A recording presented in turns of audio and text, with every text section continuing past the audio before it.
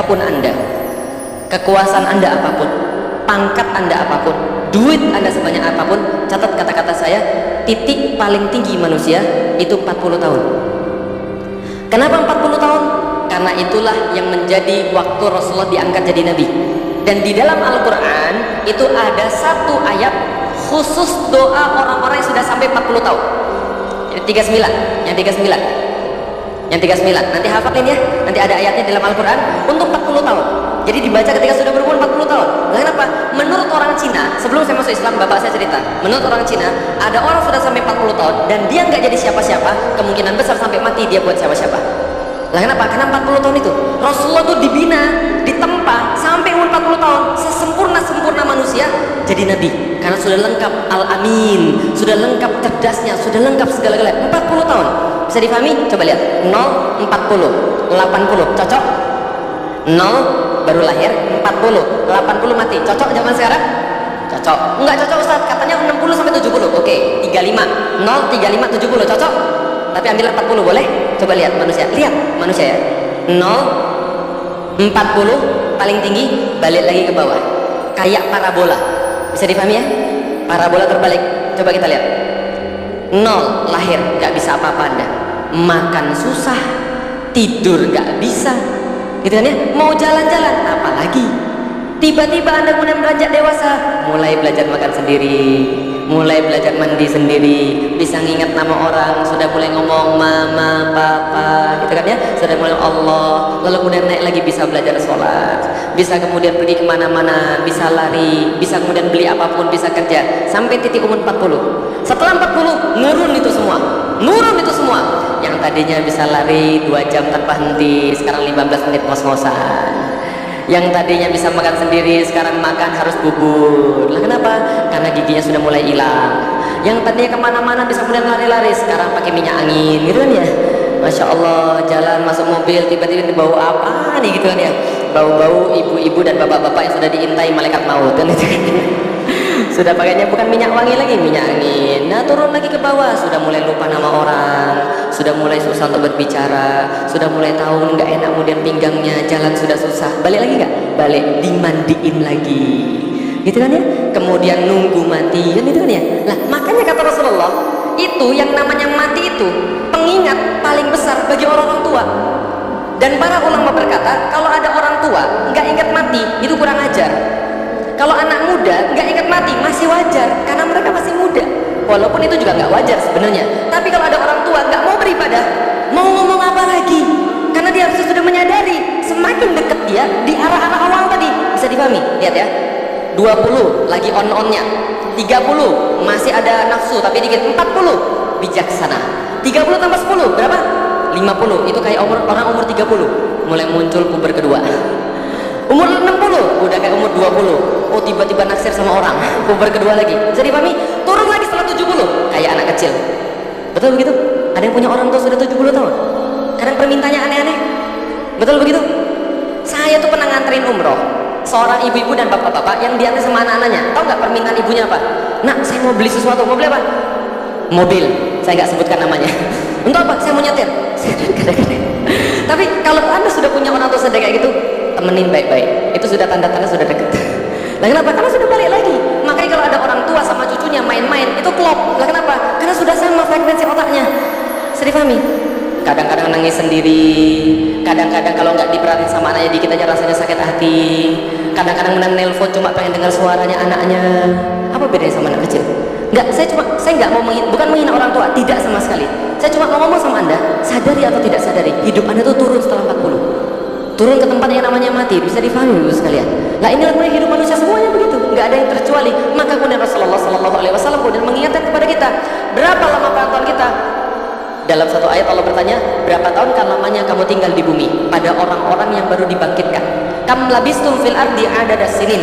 Wahai manusia yang baru-baru bangkit itu, berapa lama kalian tinggal di bumi? Maka coba lihat, jawabannya coba lihat. Pertanyaannya berapa tahun? Berarti harusnya jawabannya sekian tahun. Betul kan ya? Tapi jawabannya bukan tahun. Labisna yauman au ba'du yaum.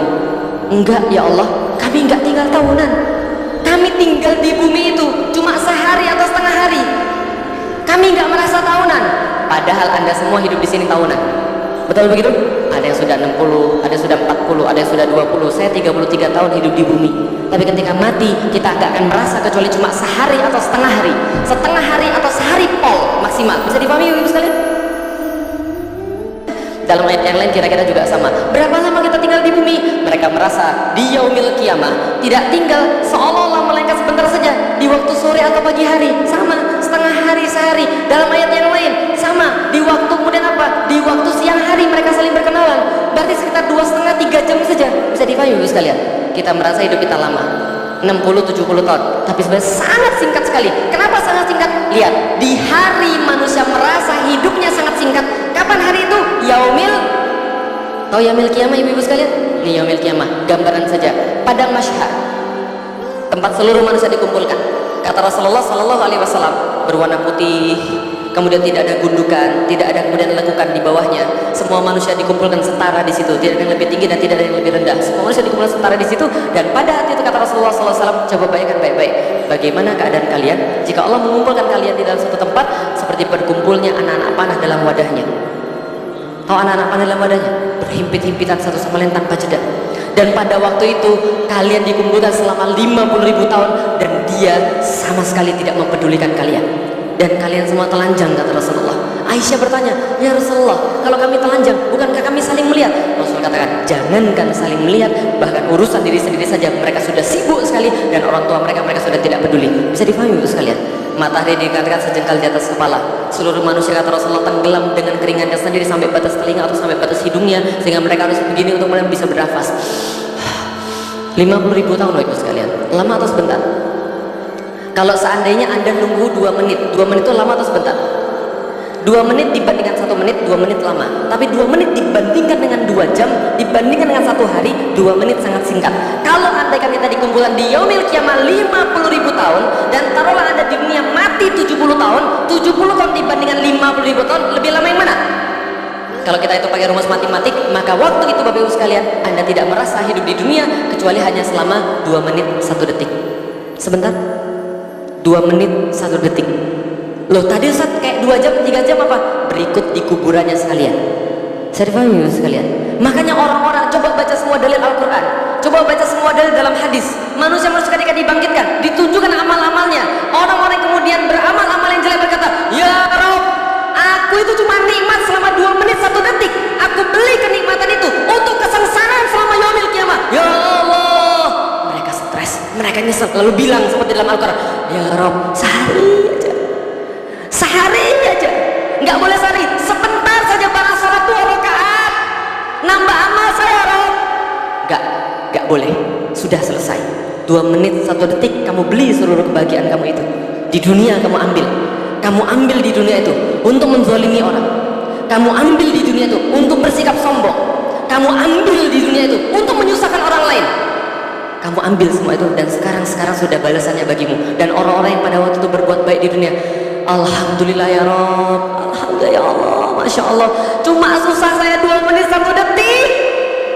Untuk kebahagiaannya sangat banyak sekali. Ditanya dia pada waktu itu sebagaimana ditanya di dalam hadis, ada manusia yang paling besar sisanya di dunia. Kemudian ditanyakan pada dia setelah masuk pada surganya Allah, ditanyakan apa saja penderitaanmu di dunia. Dia jawab, saya sudah lupa. Lah kenapa? Nggak kehitung, cuma 2 menit 1 detik saya sengsara. Pertanyaan saya, ketika Anda berpuasa, Anda merasa lapar banget, kerongkongan kering, ya Allah. Anda kan bisa ngeliat minum, ya Allah, ngeliat kecoa kayak kurma itu, Masya Allah. Aus, lapar banget. Allahu Akbar, Allahu Akbar. Azan, Anda minum seteguk air, Anda minum kurma. Apa yang Anda rasakan? Alhamdulillah. Ditanya, bagaimana tadi puasanya? Wah, saya sudah nggak ingat. Pernah nggak dengar ada orang pas buka puasa, tadi itu susah banget gue pokoknya, kerongkongan kering? Pernah nggak gitu begitu? Nggak ada orang yang ingat tentang puasanya ketika sudah berbuka. Persis ketika sampai yaumil qiyamah, alhamdulillah, cuma menderita 2 menit 1 detik, ya Allah, cuma 2 menit 1 detik. Aku kepanasan ketika kerudungan, itu aja gak semuanya kepanasan. Cuma 2 menit 1 detik, aku mau tahajud, aku mau puasa, aku mau sholat, cuma 2 menit 1 detik. Ganjaranmu ya Allah, ya Rabb. 2 menit 1 detik. Mau pilih mana Bapak Ibu sekalian? Yang nyesel atau yang merasa bersyukur? Insya Allah, coba kita lihat Bapak Ibu sekalian. Makanya Rasulullah SAW senantiasa mengingatkan pada kita, kullu nafsin dha'iqatul maut. Ingat, setiap yang bernafas pasti akan merasakan mati. Saya pernah ditanya sama orang, Ustadz, ciri-ciri orang yang bakal mati apa? Muda, dia bernafas. Jelas? Karena kata Allah, setiap yang masih nafas dia bakal mati. Bisa difahami Ibu sekalian. Fa idza jaa ajaluhum la yastakhiruna sa'atan wa la yastaqdimun. Dan kalau sudah datang ajalnya, engkau tidak akan dapat memundurkan barang sesat dan engkau tidak akan dapat memajukan barang sesat. Jadi jangan takut untuk apapun. Bisa difahami Ibu sekalian. Nah, kenapa? Takdir Allah itu sudah tetap. Rasulullah SAW menyampaikan, kebenaran yang kau sampaikan tidak mempercepat ajalmu, tidak menyempitkan rizkimu. Kalau Allah pengen memberi kamu rizki, nggak ada yang bisa menghalangi manusia daripada itu. Dan kalau Allah pengen mengambil nyawamu, manusia tidak ada yang bisa menghalangi. Bisa difahami Ibu sekalian? Itu akidah, itu tauhid. Maka takut kepada makhluk itu haram hukumnya. Bisa difahami Ibu sekalian? Kullu nafsin dha'iqatul maut. Dan ketika datang ajal mereka tidak dapat mengundurkan dan tidak bisa memajukan. Coba lihat Ibu sekalian, Rasulullah SAW menyampaikan, manusia seakan-akan dikepung oleh 99 macam kematian. Kalau semua gagal mengenainya, ada satu yang tidak mungkin luput, tidak mungkin lepas. Apa namanya? Usia tua. Makanya yang sudah tua-tua, sadarlah. Kalau tua nggak bisa membuat Anda sadar, lalu apalagi yang bisa membuat Anda sadar? Gitu kan ya? Tapi yang muda-muda bukannya harus muda merasa enak, merasa aman, salah. Ada orang muda bilang pada saya, tenang aja Ustaz, kerudung pas tua aja, sholat pas tua aja. Saya bilang pada dia, pergi ke rumah sakit sekarang. Pergi ke rumah sakit sekarang, tanya sama petugas rumah sakit, yang mati hari ini banyakan yang tua atau banyakan yang muda? Ada yang petugas rumah sakit di sini? Coba hitung, coba. Lebih banyak yang mati karena tua atau lebih banyak mati karena selain tua? Sudah pasti selain tua. Lihat, orang tua itu cuma mati gara-gara satu sebab. Yang lain bisa mati karena 99. Bisa difahami? Ada yang mati gara-gara ketabrak busway, ada yang mati gara-gara kelindas truk, ada yang mati gara-gara nabrak tiang listrik. Oh enggak, itu enggak mati. Saya nggak ngomong apa-apa ya. Jadi kalau Anda mengartikan itu bukan urusan saya. Kan ya? Kalau gitu kita lihat dulu sekalian. Tapi sayangnya Bapak sekalian, Rasulullah sudah menasihati kepada kita, tapi masih manusia itu ada racun panjang angan-angan. Maksudnya apa? Rasul pernah bersabda begini, beliau menggambar sesuatu di tanah, di pasir, menggaris ini manusia. Lalu beliau menambahkan, ini adalah kematian yang mengelilingi manusia. Artinya apa? Ibu-ibu mau ke kiri, ibu-ibu mau ke kanan, mau ke atas, mau ke bawah, nyerong, ngesot, tetap mati. Bisa dipahami Bapak sekalian? Karena semuanya dikelilingi kematian. Tapi kata Rasulullah, tapi ada kejadian-kejadian yang Allah tentukan baginya yang bisa mempercepat kematian dia. Jadi bisa jadi dia mati di sini, bisa jadi mati di sini, bisa jadi mati di sini, terserah Allah Subhanahu wa taala. Lalu Rasul katakan, lihat baik-baik. Ini angan-angan manusia. Tuh, angan-angannya di mana? Angan-angannya di luar kematiannya. Alias apa? Manusia semuanya mengira-ngira dia masih hidup lama, padahal malaikat maut sudah mengintai dia pada hari itu. Betul begitu? Coba lihat Bapak Ibu sekalian, pernah datang ke orang mati? Pernah datang ke orang mati takziah? Ada nggak perkataan yang selalu diomongin orang pas lagi takziah? Selain innalillah, selain innalillah, selain itu apa? Omongan orang biasanya. Apa biasanya ngomongnya? Apa? Apa? Masih itu ngomongnya. Ya Allah, nggak nyangka saya. Kemarin baru pengajian bareng-bareng ke Ustaz Felix. Betul begitu? Ya lo nggak nyangka, baru ketemu kemarin di pasar. Ada nggak yang bilang ini? Gue udah tahu 2 minggu yang lalu dia bakal mati. Semua orang kaget. Kemarin kejadian, baru pulang dari Nganjuk, kejadiannya sama. Saya ngisi di Nganjuk, pengajian saya dibubarkan di situ.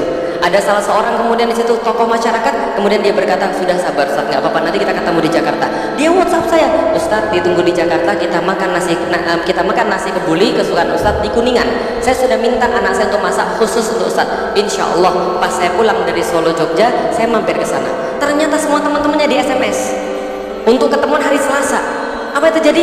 Ternyata hari Selasa semua berkumpul di tempat kematian dia.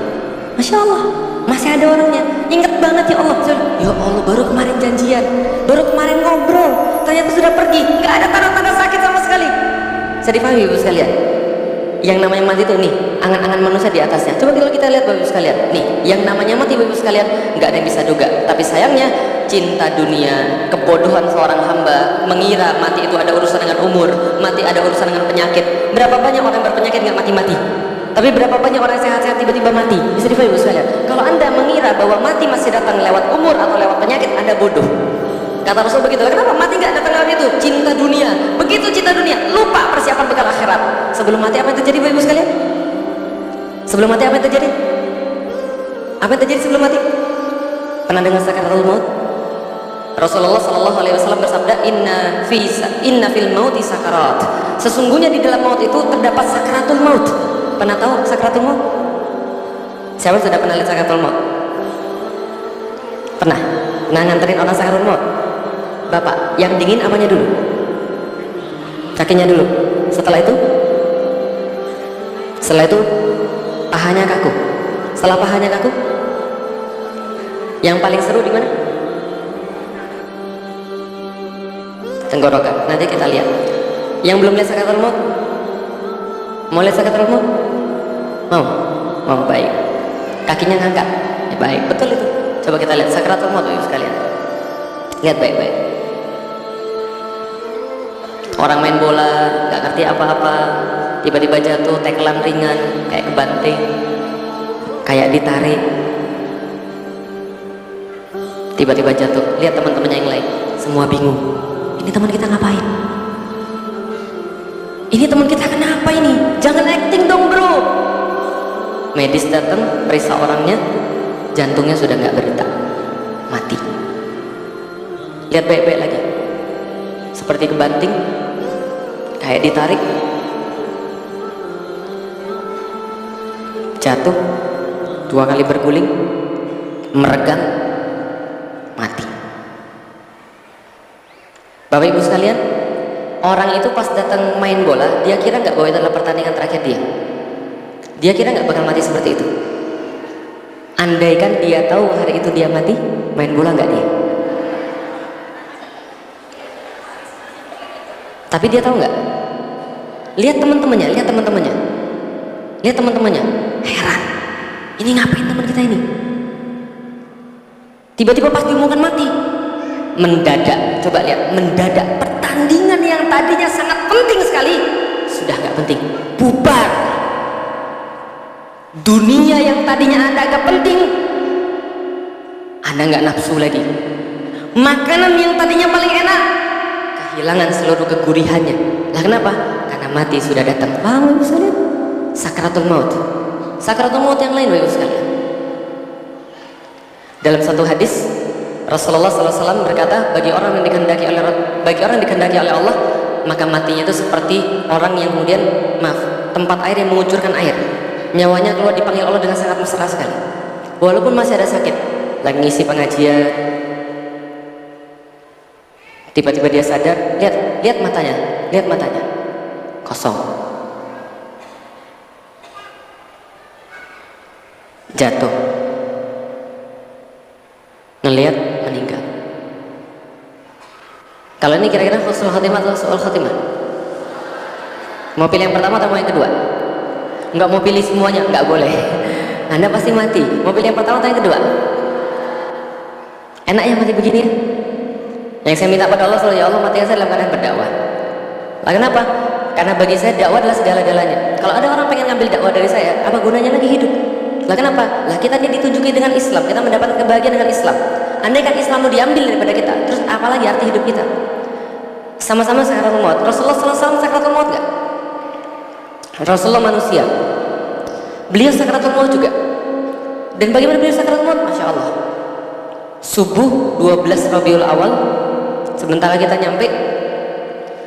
Rasulullah itu sudah sakit beberapa hari, pingsan beberapa kali. Ketika pingsan, kemudian bangun, pertanyaan beliau, ini sudah masuk waktu sholat? Sudah ya Rasulullah. Perintahkan Bilal untuk azan, perintahkan Abu Bakar jadi imam manusia. Pingsan lagi, kemudian sadar lagi, nanyanya apa? Sudah masuk waktu sholat? Sudah ya Rasulullah. Perintahkan Bilal untuk azan, perintahkan Abu Bakar jadi imam sholat. Aisyah datang, ya Rasulullah, Abu Bakar ini adalah orang yang sangat halus sekali menahan hatinya, jangan suruh dia. Kalau dia nanti jadi imam sholat, dia pasti nangis sehingga dia nggak bisa membaca Al-Quran. Rasul pingsan lagi. Kemudian ketika bangun, sudah suruh Abu Bakar jadi imam sholat. Aisyah kemudian berkata, jangan Rasul, coba cari yang lain saja. Kalian ini seperti sahabat-sahabatnya Nabi Yusuf. Suruh Abu Bakar jadi imam sholat. Jadi imam sholat, kemudian subuhnya itu Rabiul Awal, para sahabat sholat bersama Abu Bakar. Rasulullah mengintip dari balik kemudian tirai. Setelah kemudian beliau bisa mengumpulkan kekuatan untuk berdiri dan bergerak. Andaikan ini adalah kemudian mihrab, taruhlah di sini ada Abu Bakar, rumahnya Rasul di situ, dekat sekali. Dari situ diungkapkan kemudian tirainya. Rasul melihat para sahabat tertawa. Kemudian para sahabat kemudian melihat Rasulullah SAW, kemudian para sahabat kemudian melihat Rasul, kemudian merasa senang. Hampir sholat mereka kemudian terganggu dengan itu. Abu Bakar mundur mempersilahkan Rasul jadi imam, kemudian Rasul kata tidak maju. Setelah itulah datang sakaratul maut. Aisyah berkata, Rasulullah SAW meninggal pada waktu giliranku di rumahku, di pangkuanku. Dipangku oleh kemudian Aisyah, kemudian beliau kemudian keringetan semuanya, minta air. Kesini kan air. Ini panduan ya, siapa tahu nanti ada yang mau jadi jenazah ya, Masya Allah. Minta air, diambil air itu kemudian di tangan Rasul, diusapkan kepalanya oleh Aisyah. Aisyah kemudian mengusapkan kepalanya, kemudian Rasulullah agak segar, kemudian setelah diusapkan pada kepalanya Rasulullah SAW, kemudian datanglah kemudian Fatimah. Kemudian Fatimah berkata begini, wahai ayahku, kok kamu ini kelihatan susah banget ini, ada apa? Rasul berkata, ini racunnya sudah mulai masuk dalam badan saya, karena beliau meninggal itu diracun oleh Yahudi. Racunnya sudah bekerja dalam badan saya, sakit sekali. Kemudian Fatimah kemudian berkata, ya Rasulullah, ya wahai ayahku, engkau susah sekali. Dipanggil sini Fatimah, jangan nangis. Rasul pernah membisikan sesuatu pada Fatimah, Fatimah tambah nangis menjadi-jadi. Lah kenapa? Yang dibisik oleh Rasulullah SAW, wahai Fatimah, tenang, setelah ini bapakmu tidak akan lagi sengsara, setelah ini bapakmu tidak akan lagi merasa sakit. Fatimah nangis menjadi-jadi. Lah kenapa? Karena hidup Rasulullah SAW tidak pernah tidak sengsara, tidak pernah tidak sengsara. Maka Fatimah mendengar, andaikan bapaknya bilang hidup ini tidak akan lagi sengsara setelah ini, berarti sudah selesai hidupnya Rasulullah. Fatimah menangis menjadi-jadi. Masukkan sini, saya bisikkan lagi. Ketika dibisikkan, Fatimah tertawa. Lalu kemudian Aisyah bertanya, apa yang dibisikkan oleh bapakmu? Maka kemudian Fatimah menjawab, bapakku berkata dalam bisikan yang kedua, Fatimah sudah tidak apa-apa, setelah ini engkau adalah keluarga saya yang pertama menyusul saya pada surganya Allah. Fatimah ketawa, lah kenapa? Aku cepat bersatu dengan Rasulullah bapakku. 6 bulan setelah Rasul meninggal, Fatimah meninggal, sebagaimana sabda Rasulullah SAW. Kemudian setelah kemudian mengatakan seperti itu, kemudian berada di pangkuannya kemudian Aisyah. Lalu kemudian Aisyah kemudian mengambil tangan Rasulullah SAW, menaruh pada dadanya, kemudian berkata, ya Rob, hilangkan sakit pada suamiku ini. Ya Rob, hilangkan sakit pada Rasulullah. Lalu kemudian Rasul kemudian mengesampingkan tangannya Aisyah, lalu kemudian mengangkat tangannya ke atas, ila rafiqil a'la. Ya Allah, kami minta kepada tempat yang tertinggi, ya Allah, kepada kekasih yang paling tinggi, ya Allah, kami minta tempat yang tertinggi. Maka kemudian pada saat kemudian tangannya turun, wafat, sakaratul maut. Rasulullah SAW juga mengalami itu. Kita semua mengalami itu. Bagaimana rasa sakaratul maut, Bapak Ibu sekalian? Masya Allah.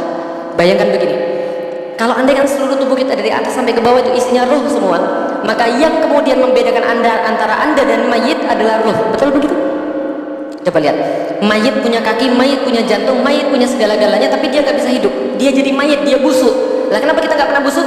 Karena kita ini adalah masih punya roh yang membuat kita tetap berjalan. Bisa dipahami teman-teman sekalian? Coba bayangkan, pernah keiris tangan? Pernah keiris tangan? Tangan keiris, jatuh dagingnya, itu busuk atau tumbuh lagi? Busuk. Kenapa bisa busuk? Karena rohnya hilang. Bayangkan, kalau hilangnya roh itu, hilang roh segitu aja, jatuh kemudian jadi busuk, itu sakitnya kayak tadi. Bayangkan kalau roh itu hilang dari bawah sampai ke atas. Coba bayangkan, apa yang duluan? Kaki, lalu sampai ke naik ke paha, sampai ke tenggorokan. Ada ayatnya, ada. Kalla idza balagatit taraqiya wa qila man raq. Coba bayangkan baik-baik, ketika nafas itu sampai tenggorokan, lalu berkata manusia pada hari itu, siapa yang bisa menyembuhkan saya? Gak bisa. Wa dhanna annahul firaq, dan dia tahu pada hari itu dia sudah akan kembali pada Allah, membawa amal-amal apapun yang dikumpulkan. Semua amal-amal itu kemudian terasa sudah di sini tenggorokan ini. Tarik sampai di sini, selesai. Berita bagusnya saya kasih tahu Anda, dalam satu hadis Rasul sampaikan, bagi orang-orang yang mukmin maka disiapkan baginya malaikat-malaikat. Makanya kalau ada orang sakaratul maut lagi melihat begini, melihat ke atas gitu kan ya, pandangannya kosong, jangan diganggu. Nah kenapa? Dia lagi melihat sesuatu yang Allah janjikan pada dia, apapun itu. Bagi orang-orang yang beriman, dia melihat apa? Dalam satu hadis dikatakan, malaikat-malaikat turun kepada dia dalam bentuk wajah yang bercahaya, dibariskan sejauh mata memandang.